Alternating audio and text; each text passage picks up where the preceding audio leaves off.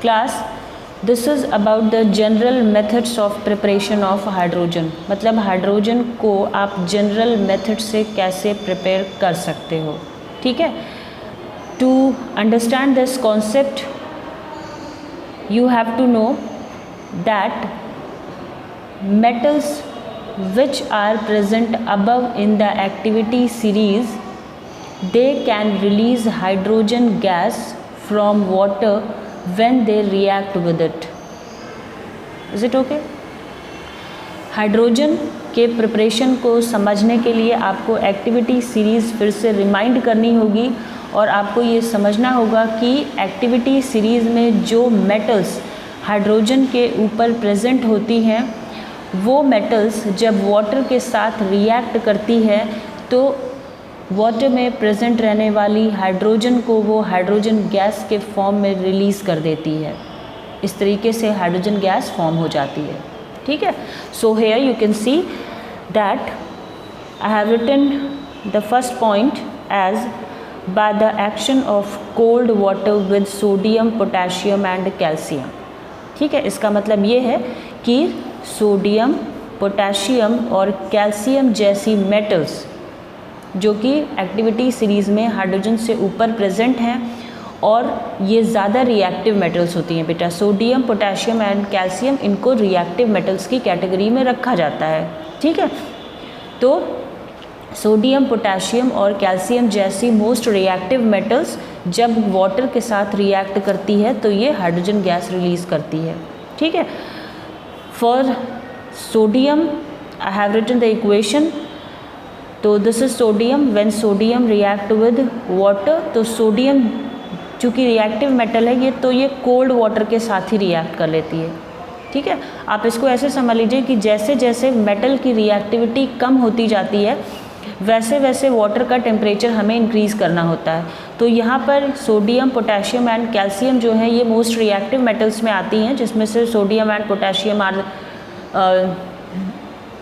Much more reactive. तो ये जो रिएक्टिव मेटल्स हैं ये कोल्ड वाटर के साथ ही रिएक्ट करके हाइड्रोजन को रिलीज़ करने की कैपेसिटी रखती है, ठीक है। तो इसीलिए sodium metal will react with cold water and releases hydrogen gas, but hydrogen gas के साथ साथ यहाँ पर एक साइड प्रोडक्ट भी बनता है, दैट इज़ सोडियम हाइड्रोक्साइड, ठीक है। तो ये भी आपको जब आप इक्वेशन लिखोगे तो you have to write this product also, this side product also, because you will write the complete equation, okay. Then after you will balance the equation, I have balance this equation already. So for potassium I am going to write the equation in front of you. You can see this is potassium metal, it is going on to react with water, as it is also a reactive metal, that's why it will react with cold water and form its corresponding hydroxide। जैसे यहाँ पर sodium hydroxide बना है तो यहाँ पर potassium metal है तो पोटेशियम मेटल पोटेशियम हाइड्रोक्साइड बनाएगा और साथ में हाइड्रोजन गैस रिलीज़ करेगा। ये हो गया hydrogen gas. If you want you can write G after this H2 और you can write an arrow which should be upwardly directed. Upward directed arrow shows that the substance is a gas, okay. Or you can put G, so G also represents that the substance in front of which you have written G, that is a gas, okay. तो ये हो गया this equation. I have completed this equation but this equation is not balanced, that's why I'll balance this equation.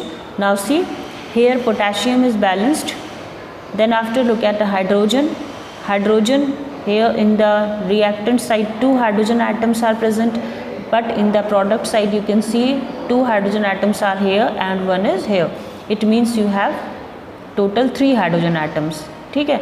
तो what I'll do, I'll put 2 here. When I'll put 2 here, then you can check that in the product side there are how many hydrogen atoms? Are you getting this?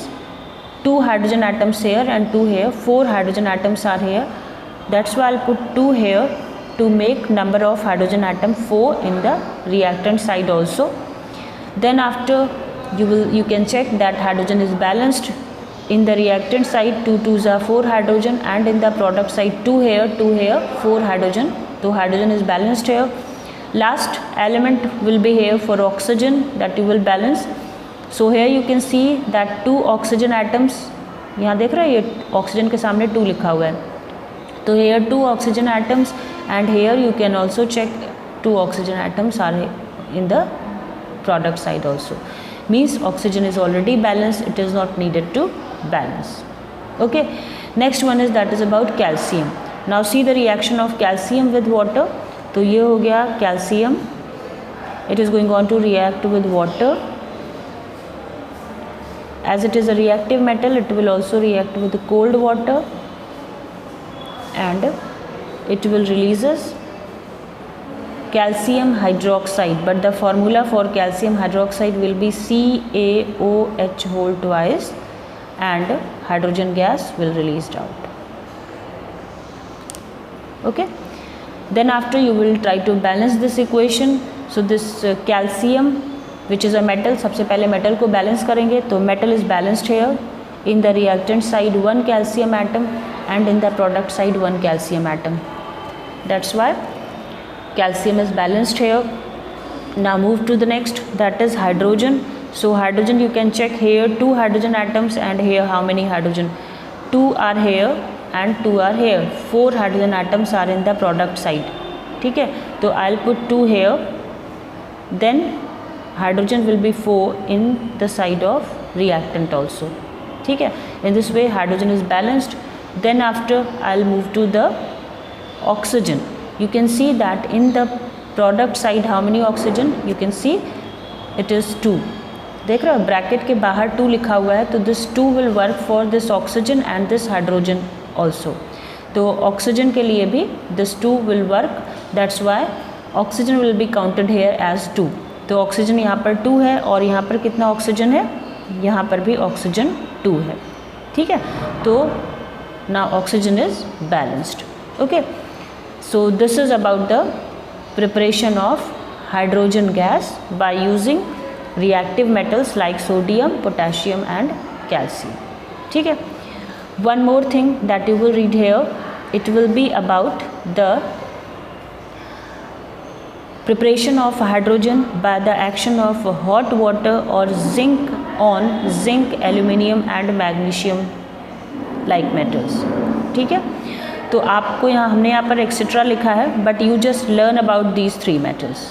Okay, zinc, aluminium और magnesium जैसी जो metals हैं, ये sodium, potassium और calcium से थोड़ी सी कम reactive होती हैं, इसलिए ये मेटल्स कोल्ड वाटर के साथ रिएक्ट करके हाइड्रोजन रिलीज़ नहीं करती हैं.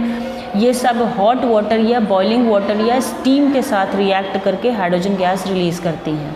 ठीक है, लेकिन ये मेटल्स हाइड्रोजन गैस के रिलीज़ के साथ साथ अपना करस्पॉन्डिंग हाइड्रोक्साइड ना बना के अपना करस्पॉन्डिंग ऑक्साइड बनाती है. ठीक है, for this I will write the equation in this वे.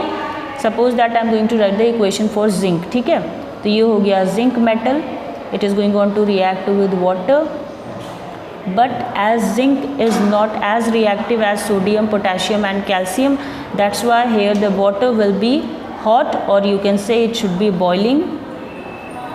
आप यहाँ steam भी कर सकते हो. steam सारी metals मतलब कम reactive और least reactive metals के साथ भी react करता है. तो boiling I am writing here. तो zinc is going on to react with boiling water, then it will form its corresponding. Then first of all you will write hydrogen. Okay, तो first of all I'll write hydrogen. ये hydrogen gas इसने release कर दी. ठीक है, लेकिन अब यहाँ पर जो साइड प्रोडक्ट बनेगा वो जिंक हाइड्रोक्साइड ना हो करके बल्कि जिंक ऑक्साइड होगा. ठीक है, तो I write here zinc oxide. The formula of zinc oxide is ZnO. ठीक है, तो in this way you can see that zinc when react with boiling water it will release hydrogen gas, and as a side product it will form zinc oxide. Okay, in the same way when you will come to the aluminium. ठीक है, so for aluminium the reaction या equation will be like this.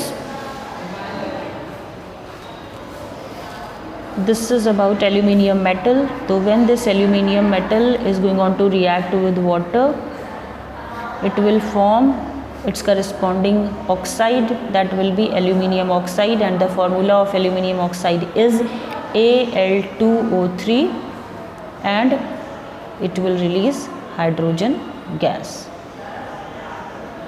Okay, so this is the complete equation, but the equation is not balanced here. That's why I'll try to balance the equation. First of all, I'll balance metal. तो metal is here. You can see aluminium ही एक metal है इस equation में. In the product side 2 aluminium, in the reactant side 1 aluminium. That's why I'll put 2 here to balance aluminium. Then after I'll move to hydrogen. So hydrogen in the reactant side 2, hydrogen in the product side 2. It is balanced.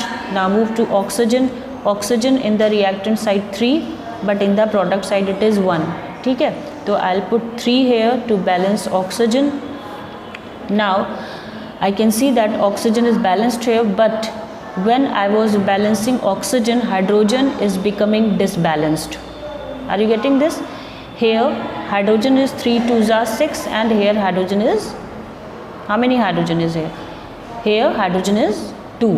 ठीक है, that's why I'll try to make hydrogen here also 6, then I'll put 3 here, then hydrogen will be here 6, 3 2s are 6. In this way the equation is balanced. Okay, so this is all about for the preparation, general methods of preparation of hydrogen.